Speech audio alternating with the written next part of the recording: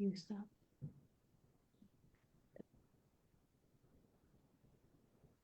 Okay. We're here. Hi. Welcome, everyone. Sorry for the technical difficulties for a second here.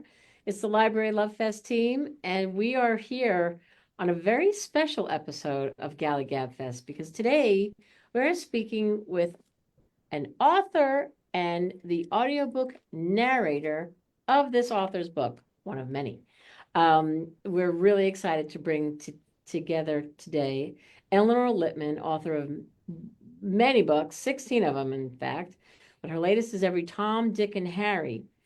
And with us also today is Piper Goodeve, who is the audiobook narrator for this book, as well as several other books written by Elinor Lipman. So thank you both for coming on today. Oh, we're thrilled. We love doing this. We're pals. So we just want to do a couple of quick, do we want to do a couple of quick slides before we jump in? Because we have a half an hour with Piper. So we want to talk about the books and we want to show you some upcoming things real fast. So Grace, if you want to go forward to the next slide. Oh, there we go. So just FYI, next week we have a plethora of authors who are coming to speak to us at Writers to Watch. So take note of that.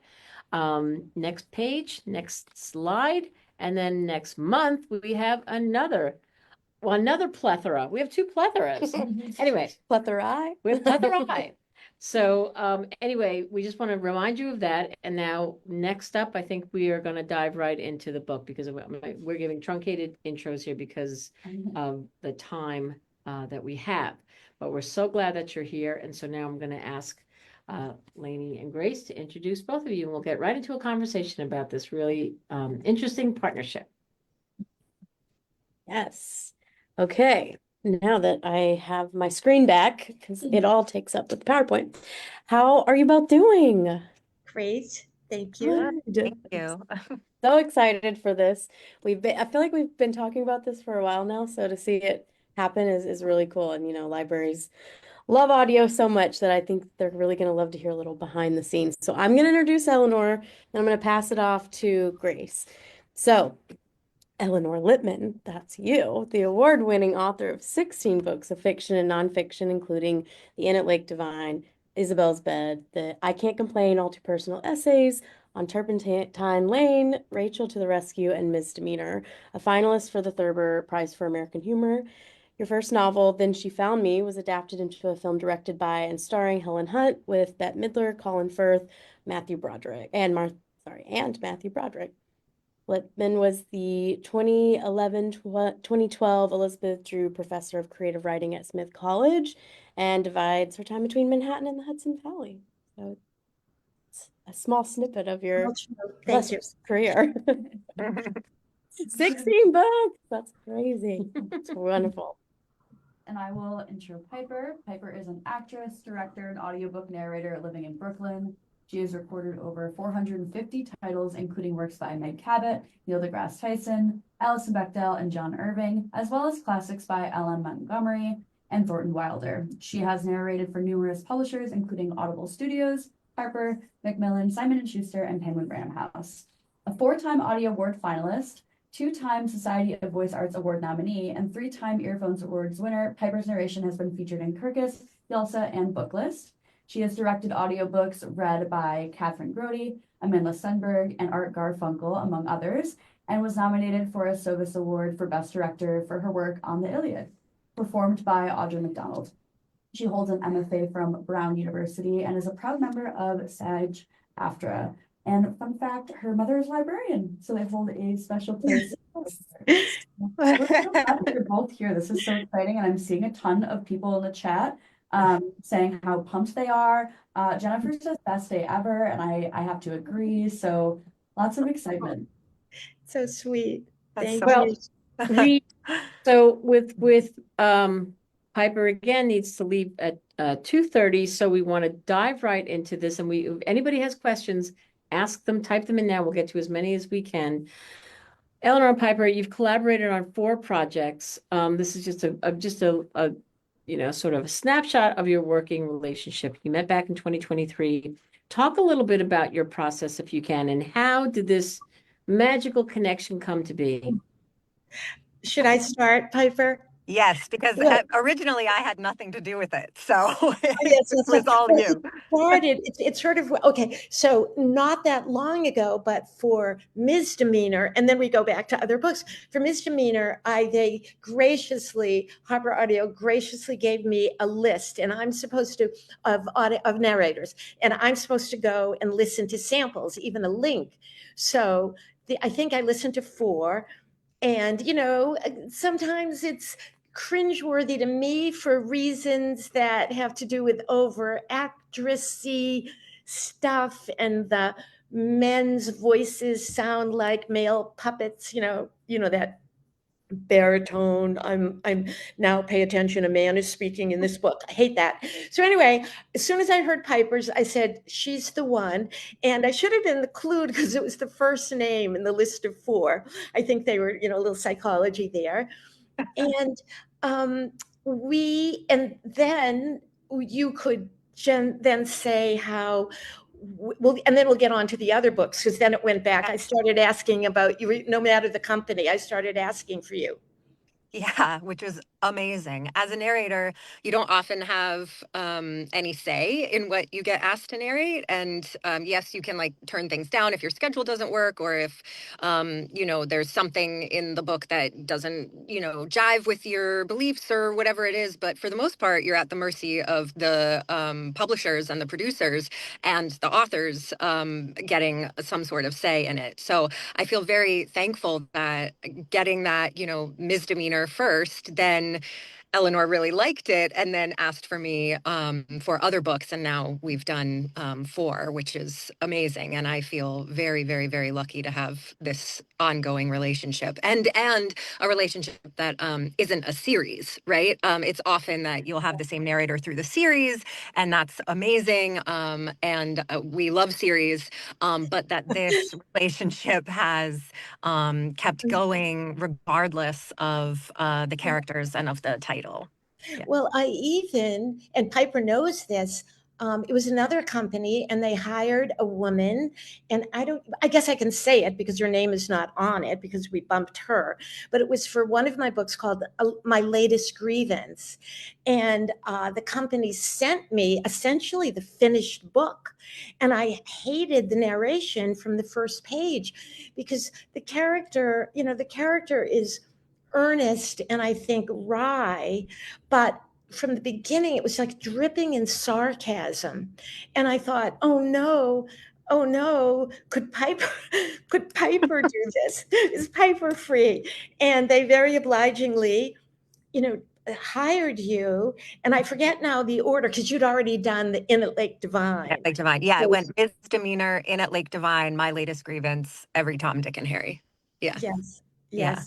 Yeah, and that actually, I think one of the things that I, having done 4 of your books now, Eleanor, I feel like there are certain authors that, as a narrator, when I get a script, we call it a script, even though it's the PDF of the book. But when I get it, I call it a script.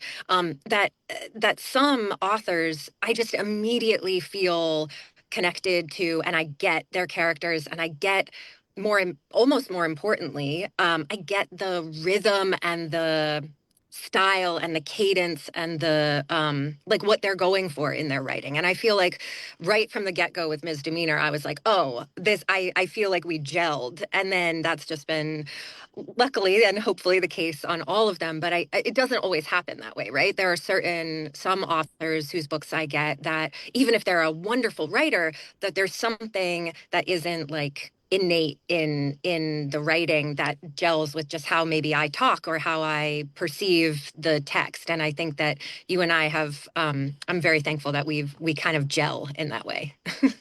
Also, I think every book that you've done of mine, the character's been sort of in the right age. There hasn't been, in My Latest Grievance, you don't know till the end that she's now probably a middle-aged woman looking back at herself at 16 or 17.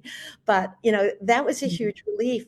But I and Piper knows this. I wrote a whole essay about this. I did not listen to my own books because I found it before Piper. I found it kind of excruciating. And it all started with the In It Lake Divine that had been done a very long time ago. The book came out in 1998. And the woman who did it she absolutely got so many of the Yiddish words wrong. And I reached the word machatonim, which means, the sort of in-laws, the family you marry into. And she pronounced it as Makudanim, like it was an Irish surname. And that was it. Shut it off. Never listened to another. And that was my third novel. Never listened to another one. So Piper and I, with all of the books, she sends me a list of words that aren't even tricky, but you're being very careful. So why don't you talk about that, how careful you have to be? Well, yeah, I mean, something that you think you know how to pronounce, you might not, but even just like proper names, like is it Anna or Anna, right? Is it Hannah or Hannah? Is it, there's like certain things like that that you might just think, oh yeah, I know how to say that. And then the author has had something else in their head, even though, it might seem simple. So I have no ego about it. I'm always of the mind to just like send a list. And even if it seems silly or, crossing too many T's and dotting too many I's, it's better to err on that end than and I love that exchange. And tell them about how many places you consulted about the Yiddish. And we're not talking about it makes it sound like this book is all in Yiddish, but there's maybe in the whole book maybe 10, maybe 20 Yiddish words. Yeah. But it adds, I mean, it's part of the ambiance of the book too, right? And I think that that's something that's so wonderful about audio is that you're not just reading it. As a narrator, you're creating the whole environment of the book. And so for that Yiddish, even if there's only 10 Yiddish phrases, they need to be right and they need to be accurate because that's going to create the environment and the ambiance and the tone of the book. But there's wonderful websites out there. One's called Forvo, which has lots of different pronunciations. And then I called some of my Jewish friends, and their mothers spoke Yiddish, so they were very helpful. And they gave me the their stamp of approval, so I felt confident. I listened to the whole thing to see if there was anything that you missed. And there was one word. And when I'm ever like I had a book group at Temple Emmanuel in New York. So I always get a laugh out of this because I said the only word that had to be redone is there's, flunkin is a cut of meat. And Piper had called it most logically flankin. That was the only thing that you had to redo, I think. I'm a vegetarian. I don't know. I don't know from meat. right. Nobody knows that anyway. But no, so besides, now the other thing is we had done this we'd done this once before, Piper and I talking about our collaboration. And I was really fascinated to hear the things you don't think about, but like you don't do it all in one day. So if your voice is a little scratchy one day, tell them about how, like what you have to think about that the rest of us don't have to think about. Yeah, I mean, consistency is the biggest one, right? That every single day, it should sound like I've recorded it all in one day and without ever making a mistake, right? I love it when people are like, "Oh, do you do it all at once?" And I'm like, "I wish, but no, but thank you for the compliment because it should sound like that, right?"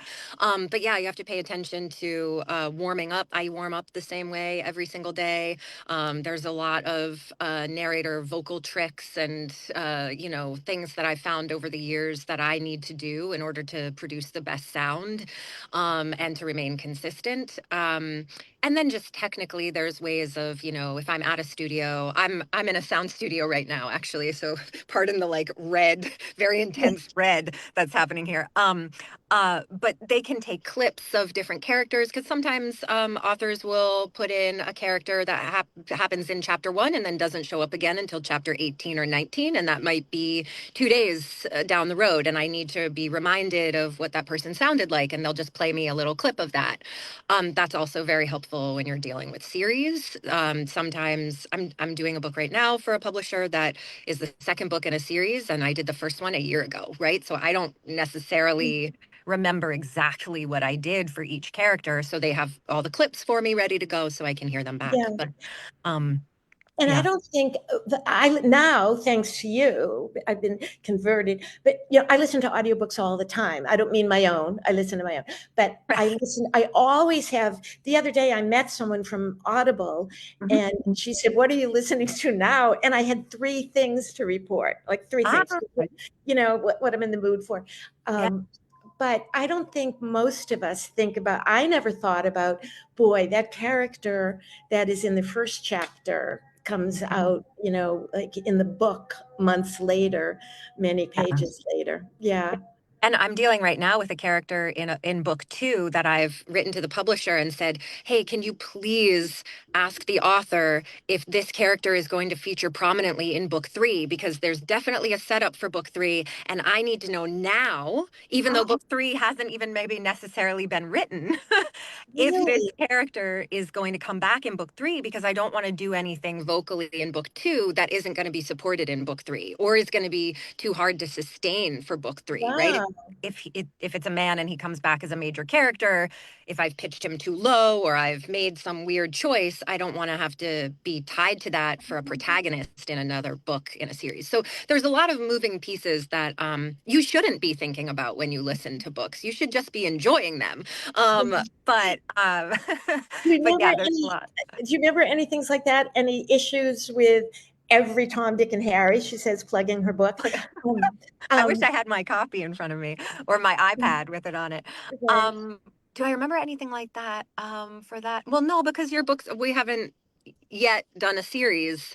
So I haven't had to keep track of them in that way. But you do, and I love this about your writing, but it is a challenge as a narrator. You have a lot of characters, especially in every Tom, Dick, and Harry. There was a lot to keep track of. And there's a lot as I'm prepping, I mark every single character in my script because I don't know if that's going to be a one-off mention of someone who never shows up again, or if that person is going to come back in chapter 20 and then be the star for the rest of the book, right? Yes. Like in every Tom, Dick, and Harry, I don't want to give anything away, but the aunts that happen right in the beginning. Oh, yes. You don't ever hear from them. You never hear from them again. They're right? alluded to as Yes. being, they love her and they help and they were always offering, but you don't meet them. And you didn't have to worry about like literally the cop that is stopping traffic and not letting people go down one street. You were thinking, is that guy.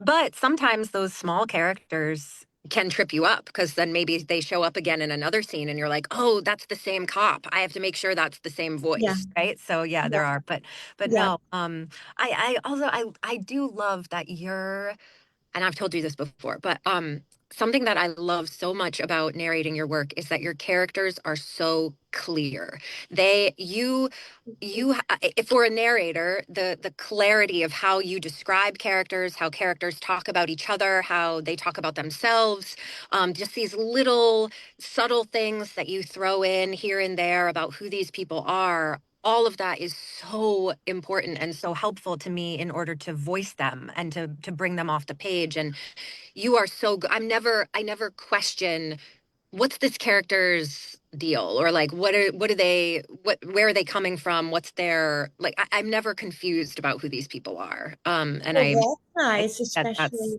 But it's interesting when you say about the description and maybe you don't have to concern yourself with physical description at all, but that's the hardest thing for me when I'm writing. And my first reader, was my first editor when she was 25, was Stacy Schiff, still the biographer, and she's always writing.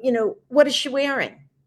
My Yeah. character. What Well, is she and wearing? but actually, I do pay attention to that. I find it very helpful. I write down what the characters look like because what a person how a person carries themselves can tell you quite a bit about how they interact in the world, right? I once had a character in a book that was always described as like shoving their glasses up on their nose and hunching their Yes. shoulders. So it's going to be probably rare that that character would then have a big booming voice and command the space when they are in the scene, right? So I pay very close attention to the physical descriptions. So I'll yeah, do that more. I'm going to do more physical descriptions because I think you do a great job. it's, well, my belief is let the reader, uh, paint their own picture. So Mm. with Luke, for example, who is, no surprise, Elinor Lipman novels have happy endings. Yeah. Luke, when I introduce Luke, all I say about him is that he's got red hair. And I Mm. think I mentioned at some point that his face got redder behind his freckles. So I thought that was good. You put in a physical description. Yeah. Yeah, Hooray. Hooray. Yeah. I But saw him very clearly. Yeah. I love so that. we should, does anyone, should we just keep talking? Because we could keep talking. Well, Their I mean, questions. honestly, most of the questions that have been asked have been answered in your natural conversation. So I think it's really interesting that, everything has sort of been addressed. Lots of fans here, lots of fans. Jennifer Jumba says it is such a special connection to read the words and capture the essence of characters when narrating. I cheer for more traffic so I can listen longer. Oh, She also said, ironically, the Cleveland International Film Festival time is happening now, and she remembers seeing Then She Found Me on opening night. She's a longtime fan. I tell her well, she can hear me. I got chills when you said that. Mm. That's right. I used to go when the movie opened, and the talent didn't go, or it was snowing in Atlanta. I did that once. And yes, but I remember that distinctly. Thank you. That that is so nice. Now we should tell him about when Piper and I, when we first met, because it was a celebration. It was the publication day of the audio of the Inn at Lake Divine, which I That's think was, that book came out in 1998, but Piper's version came out a year ago, November, right? Wasn't it my yeah. mother's birthday, November 27th? No, 28th, November 28th. And we met for lunch. Yeah. And there we go. We've had several more lunches. We have. We need to have another one. We didn't have one for every Tom, Dick, and Harry, so we should have. We'll have cheese and pickle sandwiches. Oh yeah, that's an inside joke, which we can tell you. Inside joke. My character takes some work to her dining room table, and she makes herself a cheese and pickle sandwich and cuts it into quarters. And I thought, well, yeah, of course she would. What else would you have for lunch if you were making a quick? And Piper, out of the blue, I think it was a text, Yes, and it was. she wrote, I can't believe like a pickle and cheese sandwich. And then it turned out that we have this thing in common about Love pickles. pickles. Yeah. But We I see eat each cheese and other. pickle sandwich. I had a cheese and pickle sandwich today, right prior to this Zoom. So yeah. Yeah, yeah, yeah. I Yeah. like pickles on, and it surprises me when I'm having a sandwich like, well, you don't eat meat, but meatloaf sandwich with a pickle on it, let me tell you. So, but yet certain people that I am often eating with are often surprised to see me add a pickle. Oh, I, interesting. I know. It's a good character detail. I like it. Oh, thank you. We do have a question for you, Piper. Mhm. So let me get back to it. It's Beth Thomas. Do you read an entire book before deciding which one to take on for narration? Ooh, good question. No, I do not. I would not have the time to do that. But usually the publisher will send you know, an advanced copy or whatever version they have at that time, if it's far out, and I can take like kind of a spin through the first chapter. I can like search the document for certain phrases or words or things like that. I do always Google the author, look at their website, look at reviews of other books, see who else has narrated their stuff, things like that. But no, I don't have time to read the whole book ahead of time. And oftentimes it's not out yet, right? It's not available to be read if you're doing a simultaneous release. So Right. yeah. And do you not, maybe this is me projecting, but I wouldn't want to read too much stuff around when I'm recording because I feel like I would be thinking about other things. Or you're like, no, I'm good. I can Oh, you read mean and like reading for pleasure? yes, just like anything or work even. I guess if they sent you something to I think about. I unfortunately, it's so funny because as someone like I was an English major in undergrad and then I did a graduate degree in acting and my mom's a librarian, as I said. So books were always a huge part of me. But unfortunately, a negative side effect of this job is that I very rarely read for pleasure at all anymore. I have 1 week every summer that I take off and my husband and I go on vacation and I pick very carefully. So maybe people have suggestions for me for this summer. My one book that I am going to read that week for pleasure. But yeah, but it's kind of, you know, it is, I think maybe Elinor, you've meant, sometimes I think you've talked about this, that, like while you're writing something, you don't want to be influenced by other things that you're reading, or maybe you do. I do have that when I'm working on an audiobook, that if I have to go from, say, on a Monday, I'm doing a rom-com, and then on Tuesday, I'm recording a mystery, it's hard. I have to be conscious of changing gears. So that is something that I think And I about. know you have to go. Because Yeah. she's being an auto. I have a quick question for you. A quick question. Okay, you are now doing a book, and Uh-huh. there are many narrators. Is Oh, that the one right? I'm doing. Yeah. Mhm. Do you ever feel like you want to be like direct a little and think I wouldn't have said it that way? I mean, is that, do you ever have to hold back with other people narrating alongside you and you don't particularly love what they said or the way they said it? No, because I have enough to think about for myself. Okay, okay. Yeah, no, I try to stay very clearly in my own lane because I wouldn't want someone to do that to me. Sometimes, you know, if it's another actor or narrator that I've worked with a lot before, or like my husband and I work together a lot, maybe we'll talk about like the scene and throw some ideas at each other or something like that. But it's kind of an actor no to give other actors Oh, notes.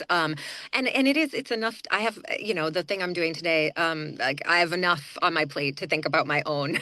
What's the phrase? Not my circus, not my monkeys. Yeah. Right.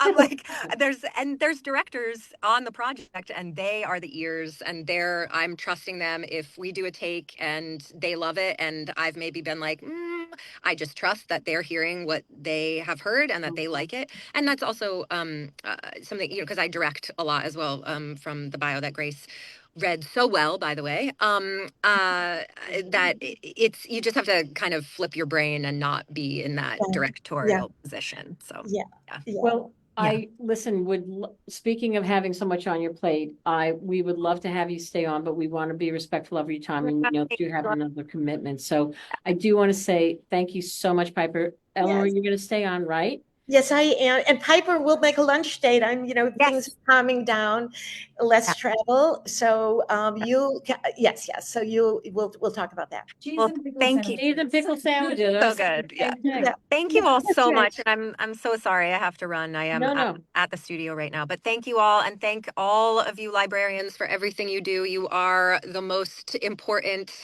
heartbeat of everything. And I am so appreciative of everything you do. So thank Yes, you. you're welcome. And Thank you. Piper's mother came to my reading in Northampton, Massachusetts. Because she's a good librarian, that's why. Yeah. PiperGoodeve.com if you want to see a really wonderful bio and then a beautiful, adorable video of Piper when she was a child actress. Go look at that. It's amazing. Okay, Piper, go. Go. Okay. Bye, Bye, Piper. everybody. Thank you Thank so you. much. Okay. Aw. Yes. So that was, it's I didn't want to embarrass her, but when I did a reading, in fact, it was the launch night for Every Tom, Dick, and Harry, which was February 11th was the pub date. And someone asked me a question about my next book, and I revealed that it was going to be a sequel to The Inn at Lake Divine, which she'd done. And she told me later that she started crying. She got all choked up, and she got all, when she heard that there was going to be a sequel. I thought, boy, that's that's a good partner. Yeah, that's almost like, that's a special, I mean, it's got to have such a feeling of trust, right? Because these are your creations, these are your storylines and your characters, and then you're handing it over. But it's like, it feels like it's beyond trust, I think. You get them in sync with each other. And my major pet peeve and I will shut or give a book back, an audiobook, you can return them sometimes, when the female narrator feels the need to make the male sound, so there's no nuance. It's just, gruff, I'm speaking like this, and all the men sound alike because of that. And, with every book that Piper does, I give her the same spiel about, the men that I consider my men to be sympathetic and sometimes often sweet. And I don't want them to sound like, marionettes. Mm-hmm.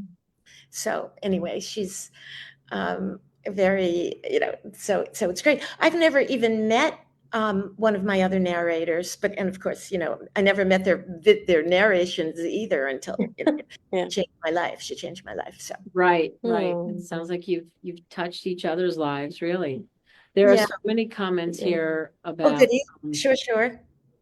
Beth Thomas just said, "Oh my, a sequel! I cannot wait." And there's another, Gail Rosenfeld wrote, "Memorable book talk and signing at Brookline Booksmith in Coolidge Corner years back is when I first was introduced to Elinor and her incredible warmth and wit." Thank you. It's so nice that, events, readings are such, par for the course. But years ago, and I think it was 1992, because the book that I read from was The Way Men Act, and I think it was the paperback. Brookline Booksmith, wonderful independent, decided to try this new thing, which was to have an author do a reading. So it was not at the store, it was at the Brookline. If anyone's here from Brookline, it was at the Brookline Village branch of the Brookline Library. And so I have the distinction of or the honor of being the first person to speak at Brookline Booksmith. But That's so cool. yeah, shows how old I am. Yeah. And this time,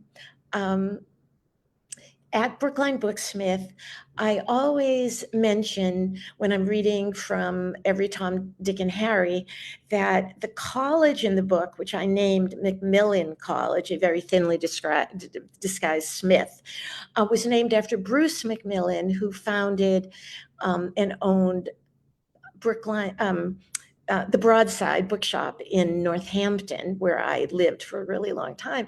So I went on about that a little bit, and about how Bruce now is no longer with us, but he knew about this before he died, because it was also the college in, that book in 1992. Anyway, at the end of the signing line, a man said to me, gave his name, and he was Bruce Macmillan's son, and burst into tears. Oh. And, I didn't know he was in the audience. And so, of course, I invited him and his wife out for a drink afterwards. Oh, love it. I love the connections that you make. Well, you foster great connections. You bring people together. But I think, like, what are the odds of like those stories when you read something and someone's in the audience you didn't even know, I love those stories. Yeah. We do have a question that came in, but Piper left, and it was from Maureen Roberts in Baltimore, who wanted to know if she has a favorite genre she likes to read. And I don't know, do you have a thought, Elinor, on, knowing her as you do? And if you don't, that's okay. I don't. I think, she always is well, that nice tribute she gave to how much she likes my books and the voice and all that stuff. But I think she does. I mean, she talked about doing the Iliad. Oh my goodness, the Iliad and Art Garfunkel's book. So fiction, nonfiction. Wait, how could she do that? She must have directed that because he must have read his own book. So I think she's very versatile and probably has to do with having a degree in acting. Yeah. Yeah. She's a very interesting bio, pipergoodeve.com. It's really, it's Yeah. very varied, and she's Mhm. pretty amazing. I put the link to it in the chat. So Oh, great. Yeah. click in. And I'm curious because you were talking about books you like to read. What audiobooks are you listening to now? What are you enjoying? Yes, I'm listening to a book by Henry Alford, who's a friend, and it's called I Dream of Joni. And it's something like, wait, hold on, I'll be right back. Okay. Talk amongst yourselves, everyone. I think this is a really cool, this was a really cool interview because we don't get that often. And there's, there's just some insider baseball. Oh, Now, nice. I know you think, well, wait a minute, I thought you were asking for an audiobook. I bought the book at his event in New York, but then I couldn't get to it. It's just, I'm writing and so I thought, I'll get the audio too. Yeah. Listening to that, and I just, when I was away, I'd read 84 Charing Cross Road by Jean Hand probably 3 times, and I listened to that. The whole thing was about an hour. I listened to that, and I am listening to a biography of Norman Rockwell. Wow. Yeah, and yeah. And did I mention that it's a portrait of Joni Mitchell in 53 snapshots, Henry Alford. So that's the 3, well, I finished Charing Cross Road. And, I was considering, well, never mind, because I won't tell it because then it would be slightly critical to say why I decided against a certain book. But it had to do with one of the reviews on Audible talked about the men's voices. And Yeah. it wasn't even me kvetching about the men's voices. So I Yeah. said, no, I can't do that. That'll annoy me. And it was like a 700-page book. Yeah. Anyway, am I talking over some more questions? Good. We do have another one. Robin asked, have any of your other books been optioned for film? Yes. What'd she say? There was many options that were maybe even renewed once, but nothing was made into. And so I must say, though, it's not being announced yet, except here I am, but I'm allowed to say that every Tom, Dick, and Harry is in development. I'm allowed to say that. Great. It's the company is going to be the one that I was told by the agent out there in Los Angeles that it was okay to say that much. So Okay. anyway, I'm very excited about that because I think it would be a series, and what do I ever watch but a series on, Netflix? Yeah. That's very exciting. Not to say that that's not that, I shouldn't say that. I just mean my own watching is I particularly like, to just click and watch. Yeah, we love that. That's great. That's, it's a great story. The book came out February, right? Yeah. And it's just such a fun read, and it's a great chat. It's great audio. And this partnership that you have with Piper is, I don't know, it's just kind of spellbinding because I love how open she is. Like she says, she's got no ego in this. Her priority is to make sure that she has it right. And Yeah. I mean, you couldn't be more respectful than that about a writer's words and their creations to make sure that you're doing them right. You're doing them justice. And you really can tell the connection with the two of you is just real true, So I just think that the comments have been wonderful here today, just hearing from both of you and how the process works. I know we didn't get to the Apple, but didn't you? Well, I listened to an event you both did on, another digital virtual event, and she mentioned eating green apples being a trick of the trade. And we had talked to another audiobook narrator a while back, and they also said green apples. So it was just funny to. Well, I think I was the one that brought that up because I did my essay collection, and that was okay because all I had to do was essentially read it. It's me, it's first person essays. So I didn't have to, find voices and all that stuff. Yeah. But I did do one of my novels. I did The Pursuit of Alice Thrift, and it was so hard. I got stopped, and they kept wanting me to take a bite of a green apple. So I would salivate and it would sound right. And Piper said, "Oh, we still do that." Who would have thought? Green apple. Yeah, green, Yeah. nice and sour. I know. Well, I the comments still keep coming in. Somebody said this is absolutely fabulous. So much fun. Jennifer Jumbo says, thank you so much for this. Best day ever for sure. There's such excitement for your sequel and for really just hearing you and hearing both of you talk in this conversation, but to have access to you that they're hearing from you is really wonderful. So, thank you, everyone. Thank you. As long as we still have some time, I keep talking about Piper's version of the In It Like Divine that changed my whole attitude. So beyond that, I couldn't believe how enthusiastic and so anyway, I'm just going to read. I had an essay in Audiophile magazine about this very thing, about how I'm not going to read the whole thing. I'm only going to read the lead, but how it's life changing. So I'll just read a couple of sentences.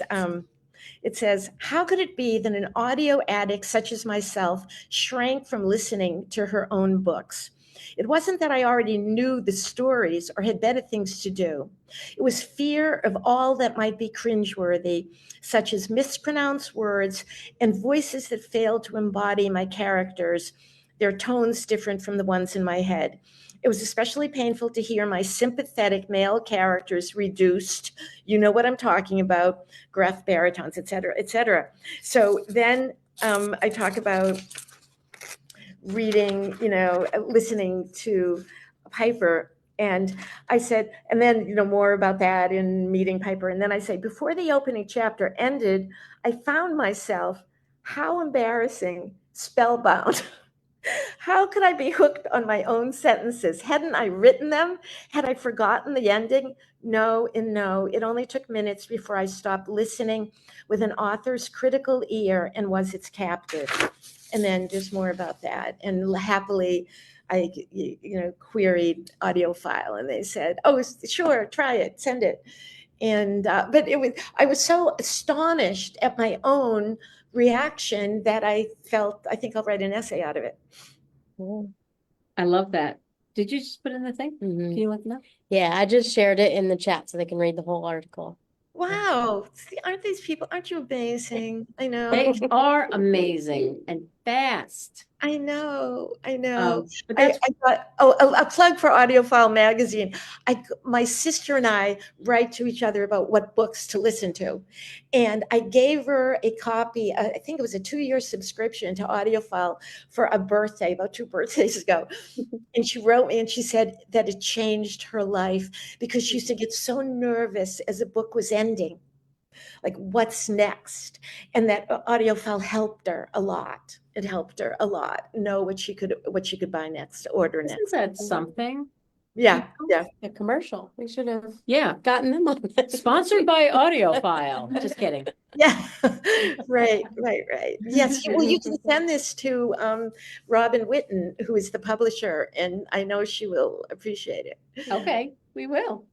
It's wonderful because I mean, listen, there's audio is huge out there, huge in libraries, and people are always looking for the next thing. And so I think having that inside look at, I mean, to know that the author and the narrator are literally on the same page. And if they're not, the page doesn't turn. You go back and you get it and you make sure that everybody's happy. And ultimately that's going to make the listener happy.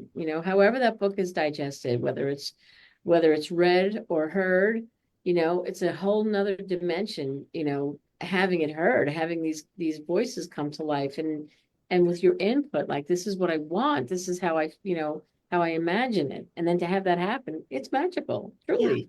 And and I'm thrilled, people sometimes will come to a reading and they'll apologize, like, well, I got the ebook or I got the audiobook. In other words, they don't have a book for me to sign. And I say, look, I am thrilled however you do this. But I'm really thrilled. And if it's in an email, I forward it to Piper when someone says, I listened to the book, I love the narration. And, so anyway, I love that too. But she's a real actor. She's not someone who just said, gee, I bet I could read a book out aloud and get paid for it. I mean, how interesting to hear her say that she that she wants to know what they're wearing, or what they're pushing their glasses up, they're crunching over, and you're like, okay, now I'm gonna write more. Yeah, I do that. I know. I didn't know until the other thing we did is actually online. I'm a volunteer for the Jewish Braille Institute in New York. And I do quality control, which means I listen to an audio, and it's usually, it can be anything, fiction, nonfiction. Recently, my last shifts were poetry that were done in like World War I and World War II. So, not necessarily my thing, but, I compare and I find like a missing the or a, and I'm so proud of myself when I find something like that, or a mispronunciation. I put it phonetically in my worksheet. Yeah. So that it's right up my alley to find, it's so nice to edit when it's not your own writing, where you have to edit and then think, oh, rubbish, I can't believe I wrote that. A draft. I usually polish it before you get it. Yeah. Nobody's going to be harder on you than you. And when I mean you, I mean everybody. Oh yeah. You. So I think we have come to the end of the questions, but let's double check. Is there anything on Facebook? We good? Just a lot of people saying they've met you through the years and they absolutely love you. And what does Maureen Roberts say? Remember seeing you at the BEA dinner in maybe 09, 10. Fell in love with her and with her personality and her books. So nice. That's a long time ago. Yeah. BEA. Yeah. Yeah. I haven't gone to one of those. I think I have a book in the wrong season to be invited to BEA. Am I right? It's not a thing anymore. Yeah. So. You're not missing anything. No wonder. Okay. Yeah. They COVID it was gone. Oh, do we have anything else? Are we good? Everybody's just loving it. I just want to make sure we get everybody's thoughts, everybody's questions and comments. So I think we're good. Yeah. Such great, admiration for you, and just so happy to virtually meet you. So, I love, Piper's mother is a librarian. I don't have, I don't have librarians in the family, but I do have I don't know how many other authors have a photograph of their hometown library up in their study. You do. It's beautiful. Pollard Memorial Library in Lowell. Yep. And they created an Elinor Lipman. That's not why I have a picture of them up. They created an Elinor Lipman prize, and it's for, and this year, the 2024 prize was won by a librarian. Wow. And I wish I could, remember his name. Chase. They're typing fast and furiously. Well, you shared the picture. It's a gorgeous library, but you shared the picture you had, and we posted it at some point, but I'm not sure. I'm going to try to find it and see if I can share it. Yes, it was my, it was my hometown library. My father used to talk the librarians into letting us keep books out for 10 weeks in the summer. We didn't go away. I don't know what this was all about. We went away for 2 weeks, and, and but for some reason, my father talked them into it. He was quite the patron. He'd read a review of a book in the New York Times. He'd cut the review out and bring it to the library, and they would order it for him. I guess that's, not so unusual to people, but they were, so obliging. And That's yep. a lovely memory. It Oh really, yeah. Oh yeah. Yeah. It was, and luckily it's the same building. So when I go back there, I was just there on March 6th. Oh, neat. That's Grace found, I did. go ahead, Grace. The winner, the 2024 winner of the Elinor Lipman Award for writing is Chance Lee. Oh, thank you so much, Grace, because it was not only by a librarian, but it was set in a library. And I was just, I just loved it. And obviously, I'm only one of 3 judges. So I let them, I pretend it's a democracy, but they're so nice. They always say, if that's your first choice, we like it a lot too, and enough that you should choose it. So, yes, thank you. Say his name again. Chance Lee, who is the assistant director at my apologies if I mispronounced this, the Tingsboro Public Library. Tingsboro. I said Tewksbury. Forgive me. Tingsboro. Yes. Yeah. And I found the picture. It was in our conversation when Ms. Demeanor was a library reads pick. So we talked and then I put the picture. So that's in there too. They can see the picture. Click on the chat and you can find it, right? Yeah. There you go. Thank One-stop you. shopping. Thank you. I know. Great. Yes. So I'm doing a book group.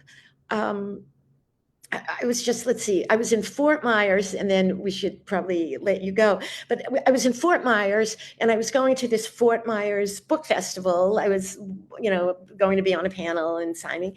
And so I'm crossing a street a couple of blocks away, and a woman stops and says, do you know where I can park? I'm going to that festival. So I said, I don't live here, but I've told the libraries, I don't know.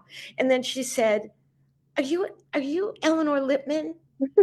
So I said, I am. And then she said, oh, I was coming today so I could buy The Inn at Lake Divine. I said, that book came out in 1998.